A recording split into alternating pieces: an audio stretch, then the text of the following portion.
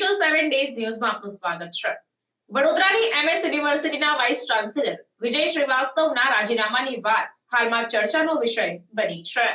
જણાવી દઈએ કે હાઈકોર્ટમાં તેમની નિમણૂકને પડકારતી અરજી દાખલ કરવામાં આવી હતી, જેમાં જણાવાયું કે શ્રીવાસ્તવ પાસે પ્રોફેસર તરીકે 10 વર્ષનો અનુભવ નથી, જે યુનિવર્સિટી ગ્રાન્ટ્સ કમિશનના નિયમો મુજબ જરૂરી છે।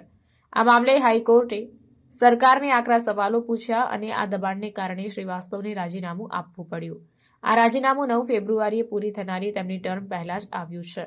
શ્રીવાસ્તવના રાજીનામા પછી એમએસ યુનિવર્સિટીને નવા વાઇસ ચાન્સેલરની જરૂર છે। સરકાર દ્વારા નવી નિમણૂક માટે પ્રક્રિયા શરૂ કરવામાં આવી છે અને થોડા સમયમાં નવા વાઇસ ચાન્સેલરની જાહેરાત થવાની શક્યતા છે।